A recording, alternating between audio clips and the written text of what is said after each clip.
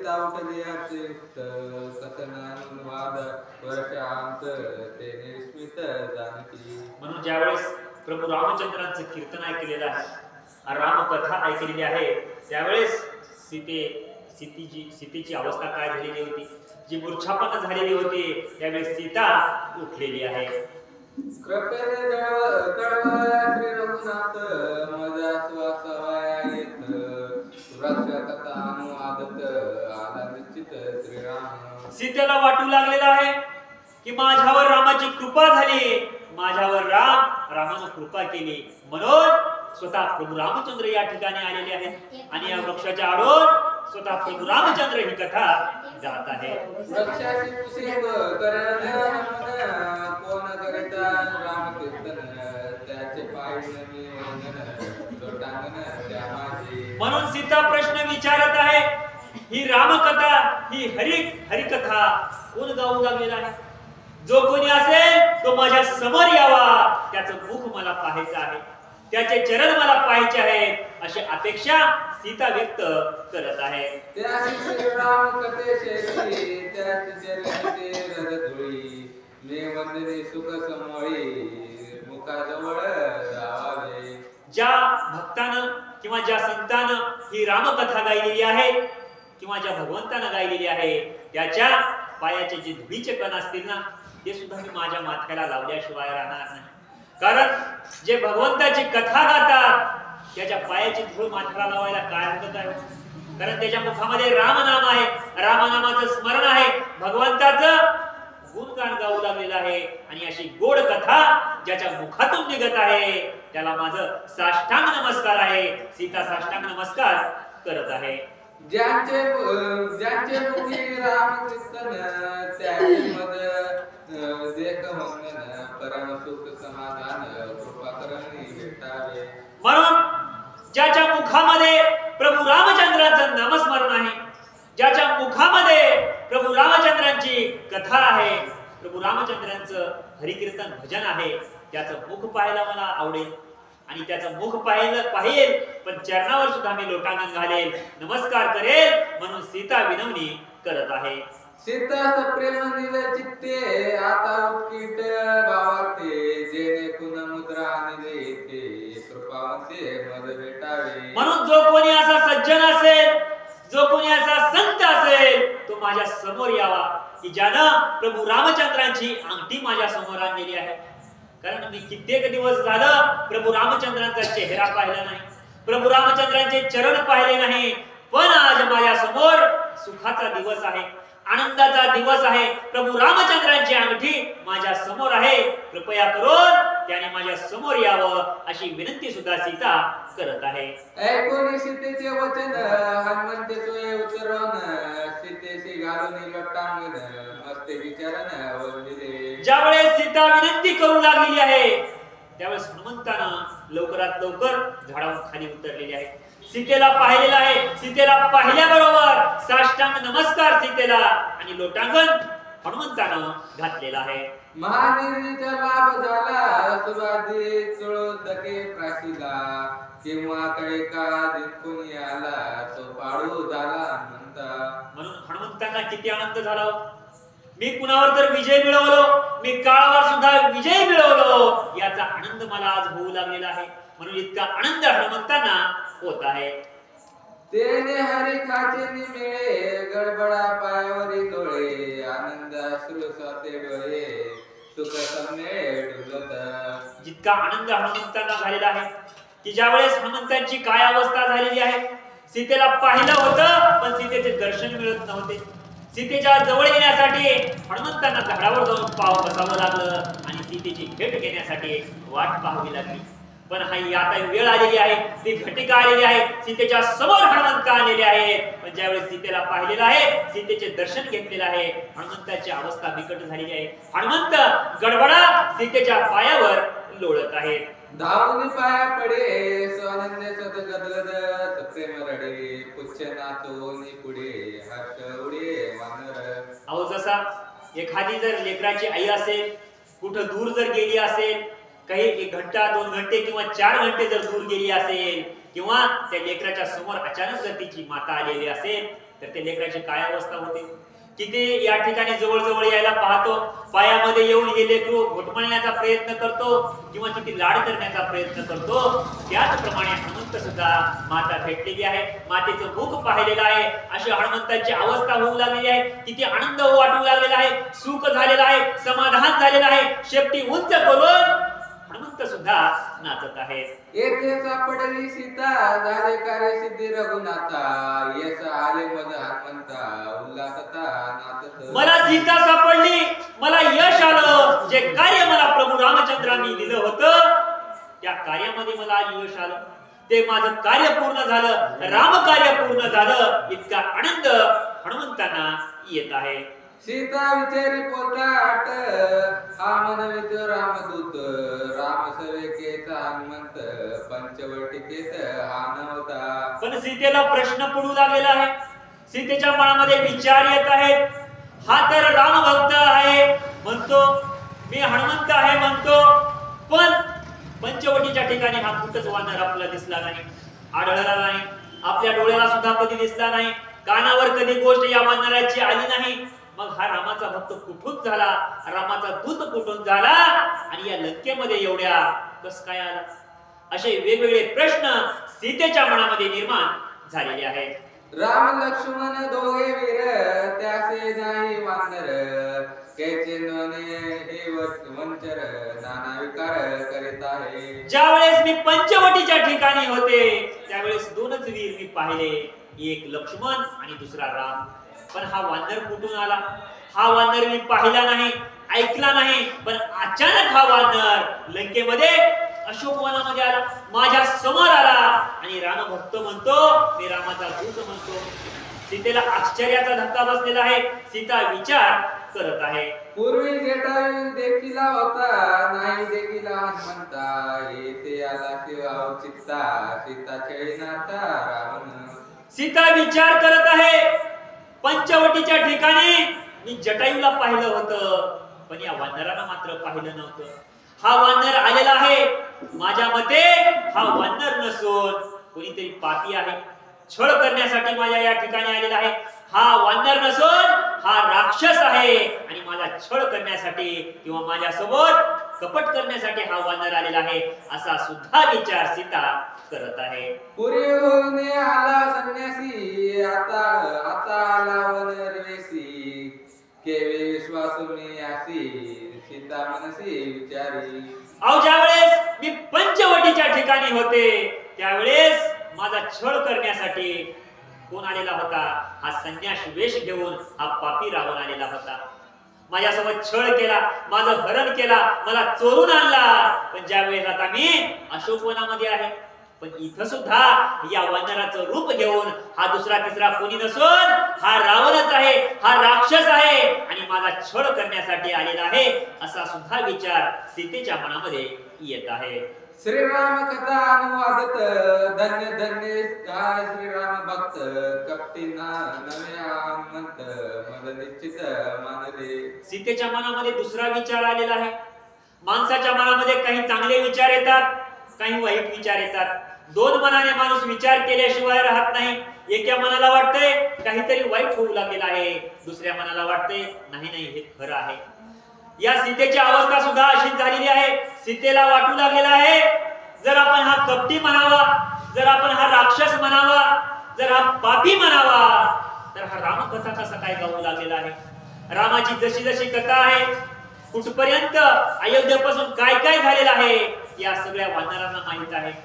मग आपण जर त्याला राक्षस म्हटलं तर हे शक्य नाही, हा रामभक्त असू शकतो, असा सुद्धा विचार सीता करत आहे. मिथ्या म्हणून हनुमंता, सत्य सांगितली श्रीराम कथा, याच्या पूर्वव्रतांता याची मी आता पुसेन. खोट तरी कसं म्हणावं? जरी आपण म्हणलं हा खोटा असेल, खोटारडा असेल, काहीतरी मनानं सांगतो, पण यानं 100% खरं सांगितलेलं आहे. एक गोष्ट सुद्धा खोटी नाही. जसं घडलंय तसंच या कथेमध्ये हनुमंतांना सांगितलेलं आहे. म्हणून हा रामभक्त असू शकतो, रामदूत असू शकतो, असा सुद्धा विचार सीता करत आहे. सीते पुसेले व्रतांता, सत्य सांगितला हनुमंता, त्याचे कथेच्या करता मुख्य मुख्य मोक्षाचा उदारा. नाथ महाराज श्रोत्यांना विनंती करत आहेत, बाबांनो कथा काय आहे? सीता प्रश्न विचारणार आहे आणि त्या प्रश्नांचे खरे खरे उत्तर, भावाने उत्तर, श्रद्धेने उत्तर हनुमंत देणार आहे. ही जी रसाळ कथा आहे, ही जी गोड कथा आहे, अमृतापेक्षा जी गोड कथा आहे, गुळाहून सुद्धा गोड कथा आहे, ती आपल्याला ऐकायला भेटणार आहे, आपल्याला चाखायला भेटणार आहे. आणि हे जर आपण ऐकली तर आपला मोक्षार्थ घडल्याशिवाय राहणार नाही, जीवनाची सद्गती झाल्याशिवाय राहणार नाही. म्हणून सर्व श्रोत्याने ध्यान देऊन ही कथा ऐकावी अशी विनंती नाथ महाराज करत आहेत. एकाएकी अशोकोनात आला देखुनी हनुमंत, त्याचा समूळ रसांत कुशे संगत जानकी. त्यावेळेस सीतेला प्रश्न पडलेला होता, एकाएकी हा वानर अशोकवनामध्ये कस काय आला? अचानक आला, इतके दिवस आला नाही, पण आजच कस काय आला? असे सुद्धा प्रश्न हनुमंतांना सीता विचारत आहे. मी वनवासी असता तो नवतासी हनुमंता, कैसा आला की तू आता रसांता सांगे. हनुमंत, माझ्या प्रश्नाचं उत्तर तुला द्यावं लागेल. ज्या वेळेस मी वनवासाच्या ठिकाणी, पंचवटीच्या ठिकाणी वनवास भोगण्यासाठी आले होते, त्यावेळेस मात्र तू नव्हतास. तुझा विचार सुद्धा नव्हतं किंवा तुझं नाव सुद्धा रामाच्या मुखातून मी ऐकलं नाही, लक्ष्मणाच्या मुखातून ऐकलं नाही. मग एवढा रामभक्त तू कस काय झालास? असा प्रश्न सीतेनं हनुमंतांना विचारलेला आहे. कैसे ने श्रीराम देखिले दृष्टी, तुम्हा श्रीराम कैसे ने भेटी, कैसा कैसा केल्या गोष्टी, जेणे काय पोटी अति प्रीती. म्हणूनच रामाची आणि तुझी भेट हनुमंता कशी कशी झाली? रामाची आणि तुझी अतिप्रीतिता कशी कशी झाली? राम तुझे भगवंत कसे काय झाले? राम तुझे गुरु कसे काय झाले? आणि तू रामाचा भक्त कस काय झालास? या प्रश्नाचं उत्तर तुला द्यावंच लागेल. आणि तू जर खरं खरं उत्तर दिलास तर मात्र मी विश्वास केल्याशिवाय राहणार नाही, असं वचन सुद्धा सीता देत आहे. कैसा बांधला वचनार्थ, साधावया श्रीराम कार्यार्थ, हनुमान सर्वांनी उल्हासत, वार्त मद सांगे. अरे बाबा, एवढं वचन मोठं तू कस काय घेतलास? एवढं रामकार्य मोठं करण्यासाठी तू अशोकवनामध्ये आलास. एवढी बांधिलकी तुमची कशी काय झाली? एवढी आप्तता तुमची कशी काय झाली? एवढं प्रेम तुझा आणि रामाचं कसं झालं? ही समूळ कथा मला ऐकायची आहे आणि ही कथा तू सांगावीच लागेल, असं सुद्धा सीता हनुमंतांना विचारत आहे. श्रीराम भेटला कैसा सुख, श्रीराम वचनी कैसा पियुख, श्रीराम संगे कैसे हरित, योग परिकार पाके मला सांगे. रामासोबत किती सुख आहे, रामासोबत किती समाधान आहे आणि रामासोबत राहिल्यास किती प्रेम आहे, हे जे आहे ते मला तू सांगावं लागेल. रामाच्या संपर्कामध्ये असल्यानंतर, रामाच्या सोबत असल्यानंतर मनाला किती आनंद वाटतो हे देखील तुझ्या मुखातून मला ऐकायचं आहे, अशी विनंती सीता हनुमंतांना करत आहे. श्रीरामाचे ठाण मान, रूपरेखा गुण लक्षण, कैसा आहे सखा लक्ष्मण, दोईचे गुण मद सांगे. म्हणून प्रभू रामचंद्रांचं काय स्वरूप आहे, ठाण मान गुण रामचंद्र कसे दिसतात, किंवा माझा लक्ष्मण कसा दिसतो, किंवा लक्ष्मणाची काय अवस्था आहे, हे देखील मला तुझ्या मुखातून ऐकायचं आहे, अशी विनंती सीता करत आहे.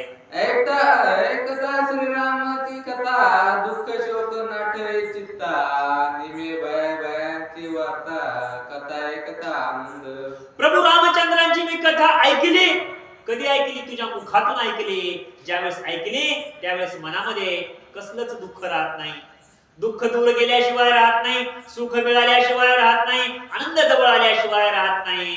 रामाचं जर नामस्मरण असेल किंवा रामाचं हरिकीर्तन असेल किंवा रामकथा असेल, यामध्ये सुख आणि समाधान किंवा जीवनाची सद्गती लपलेली आहे. म्हणून एवढं सामर्थ्य या रामकथेचं आहे, सीता सांगत आहे. याची लागे पुढत पुढती, तुझ मी तुझे अति प्रीती, कथे माझी अति विश्रांती, जाना मारुती हरी भक्ता. म्हणून या कथेमध्ये किती या ठिकाणी विश्रांती मिळते, किती मनाला सुख आणि समाधान मिळते कथा ऐकल्यानंतर. हे देखील मी ऐकलेलं आहे किंवा समाधान आणि सुख मला लाभलेलं आहे. पुढे मी कथा ऐकणार आहे. केलिया कथेचे श्रवण नाही मनन निध्यासन तरी ते कथन होय शून्य जे मैत्रीण वंदेचे. समजा आपण रामकथा ऐकू लागलेला आहात, रामकथा ऐकत आहात, पण त्या रामकथेवर जर आपलं मन नसेल, आपलं जर लक्ष नसेल, चित्त जर आपलं दुसरीकडे असेल, तर याला काहीच अर्थ नाही, आपल्याला पुण्य मिळणार नाही, तर आपल्याला पाप मिळेल. म्हणून या ठिकाणी आपलं जे लक्ष असेल, ज्या वेळेस आपण रामायणाला येतो, सर्व विचार तिकडेच सोडून यायचं. माझं सोयाबीन शेतातच राहिले, मला हरभरा कापायचा आहे, किंवा मला काहीतरी करायचं आहे, पेरायचं आहे, किंवा आणखी जे भानगडी आहेत ते तिथंच सोडून यायच्या.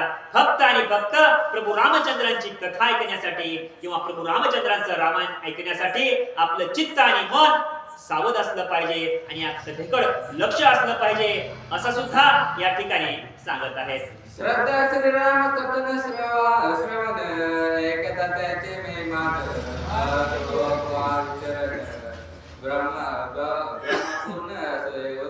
म्हणूनच जर आपलं चित्त असेल, मन असेल, स्थिर असेल आणि रामायणाकडे आपलं जर लक्ष असेल, तर मात्र काय होईल, रामायणाचा एवढा प्रभाव आपल्यावर पडल्याशिवाय राहणार नाही. जो आपला अहंपणा आहे, जो आपला अहं म्हणजे मीपणा आहे, गर्व आहे, तो मात्र विरत झाल्याशिवाय राहणार नाही, आपल्यापासून दूर गेल्याशिवाय राहणार नाही. आपल्या ज्या शरीरामध्ये वाईट गोष्टी आहेत किंवा वाईट विचार आहेत ते दूर झाल्याशिवाय राहणार नाही, आणि चांगले विचार किंवा चांगली बुद्धी आपल्याला आल्याशिवाय राहणार नाही. एवढा प्रभाव रामकथेचा पडेल, असं सुद्धा नाथ महाराज सांगत आहेत.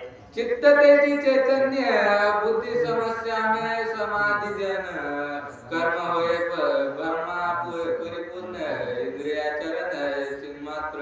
चित्त आपलं चैतन्य म्हणजे आपल्या चित्ताला आनंद झाल्याशिवाय राहणार नाही, कारण ही रामकथा आहे किंवा रामायण आहे. आणि रामायणामध्ये जर आपण रामायण ऐकत असाल तर किती आनंद आहे, किती गोडवा आहे. एवढा गोडवा आपल्याला कुठे भेटेल का? पैसे देऊन जर आपण विकत घ्यायला गेला बाजारात तरी भेटणार नाही. पण आपल्याला या ठिकाणी आल्यानंतर मंदिरावर सुख आणि समाधान फ्री मध्ये भेटल्याशिवाय राहणार नाही. म्हणून कमीत कमी 1 तास वेळ काढून जर आपण मंदिरावर आलो आणि चित्त देऊन जर ही कथा ऐकली तर मनाला सुख आणि समाधान लाभल्याशिवाय राहणार नाही. ऐसी श्रीराम स्वरूप संस्था सागरे पुसत पे सीता टक पडली हनुमंता कथा वार्ता विसरला. म्हणून ज्यावेळेस प्रभू रामचंद्राचं स्वरूप काय राम आहेत, कसे राम आहेत, ज्यावेळेस विचारू लागलेले आहेत, हनुमंतांना सुद्धा टक पडू लागलेली आहे. काय असेल बाबा, किती प्रेम आहे, किती आस्था आहे, काय भाव रामाविषयी आहे, असं सुद्धा हनुमंतांना वाटत आहे. श्री ज्ञानदेव तुकाराम सीताकांत स्मरण जय जय राम महारुद्र हनुमान जय जय राम महारुद्र हनुमान की जय. श्री गणेशाय नमः. श्री रामचंद्राय नमः. ऐसी श्री राम स्वरूप संस्था सादरे पुसता पैसीता टक पडली हनुमंता कथा वार्ता विसरली. ज्यावेळेस प्रभू रामचंद्रांची स्वरूप स्थिती सीता विचारू लागलेली आहे, त्यावेळेस हनुमंतांना सुद्धा टक पडलेली आहे. हनुमंत सुद्धा टकमक सीतेकडे पाहत आहेत. श्री राम स्वरूपावरे सुंदरा तेने अवस्था दिवानरा नेत्री अश्रूंची आधारा अंग थरथरा कापत. हनुमंताची अशी अवस्था झालेली आहे, ज्यावेळेस सीतेच्या मुखातून प्रभू रामचंद्रांचं काय स्वरूप आहे हनुमंतांना ऐकलेलं आहे, हनुमंतांना पाहिलेलं आहे, त्यावेळेस हनुमंताचा अंग सुद्धा लटलट होऊ लागलेला आहे. हनुमंतांना वाटत होतं मी परमभक्त आहे, मी रामाचा आप्त आहे, मी जवळचा आहे. पण ज्यावेळेस सीतेचं स्वरूप पाहिलेलं आहे, सीतेचं रूप पाहिलेलं आहे, सीतेची अवस्था पाहिलेली आहे, सीतेची भक्ती पाहिलेली आहे, त्यावेळेस हनुमंतांना सुद्धा विश्वास बसत आहे. अंगात आले रोमांचित स्वेद आला डबडबित मूर्छापन्न पडे हनुमंत तेने विस्मित जानकी. हनुमंतांची काय अवस्था झाली, ज्यावेळेस हनुमंतांना सीतेनं विचारलं किंवा रामाचं स्वरूप सांगितलं. ज्यावेळेस एखादा प्रश्न जर अवघड असेल तर माणसाला लटलट शेक झाल्याशिवाय राहत नाही, अंगाला घाम फुटल्याशिवाय राहत नाही. आपल्याच नाही, हनुमंताच्या अंगाला घाम फुटलेला आहे. अंगावरचे केस उभे टाकलेले आहेत. काय सांगावं असं सुद्धा हनुमंतांना कळत नाही. हनुमंतांना मूर्छा येऊन चक्कर येऊन हनुमंत पडलेले आहेत. वानर वनचर पाले खाईर त्यांची श्रीरामे प्रेम पडी भार लंगोनी आले हे सागर भक्त साचर हनुमंत. सीता विचार करत आहे, खरंच हा पाले खाणारा वानर आहे, आपल्यासारखा आहे का? वानर आहे, पाले खाणारा आहे, पण रामाचा प्रिय भक्त आहे. इतक्या दूरहून केवळ रामासाठी प्राण त्याग करण्याची इच्छा सुद्धा या वानरांची आहे. आपलं सर्वस्व त्याग करण्याची इच्छा सुद्धा रामासाठी आहे. किती भक्त मोठा असेल, पण एवढी अपेक्षा हनुमंताच्या मनामध्ये आहे. हा विचार सीतेला येत आहे. ऐसे जाणूनी तत्वता आवडी आश्वासी त्या सीता सावधान करी हनुमंता श्रीराम वार्ता पुसवया. त्यावेळेस सीतेला वाटत आहे आपल्या सारखाच हा देखील एक रामभक्त आहे, पण या रामभक्ताची काय अवस्था होऊ लागलेली आहे. हा रामभक्त बेशुद्ध अवस्थेत पडू लागलेला आहे. म्हणून या शुद्धीवर आणण्यासाठी हनुमंतांना नकलक लकलक सीता हलवत आहे. एका जनार्दना शरण सीता हनुमंत संवाद कथन गोड गोड निरूपण सावधान अवधारा. नाथ महाराज सर्व श्रोत्यांना विनंती करत आहेत, बाबांनो या पुढची जी कथा आहे प्रभू, या ठिकाणी सीतेचा आणि हनुमंताचा संवाद होणार आहे. सीता प्रश्न हनुमंतांना विचारणार आहे. ही जी गोड कथा आहे, सुरज कथा आहे, ही गोड कथा आपल्याला पुढच्या अध्यायामध्ये ऐकायला मिळणार आहे. त्यावेळेस सर्व श्रोत्यांना विनंती नाथ महाराज करत आहेत. स्वस्ति श्री भागवत रामायणे सुंदर कांडे एका कार्तिकाया ब्रह्मलिखित जानकी हनुमंत संवाद कथन नाम अष्टविशेषोमे अध्याय गोड हा पुंडलिकावर हरी विठ्ठल श्री ज्ञान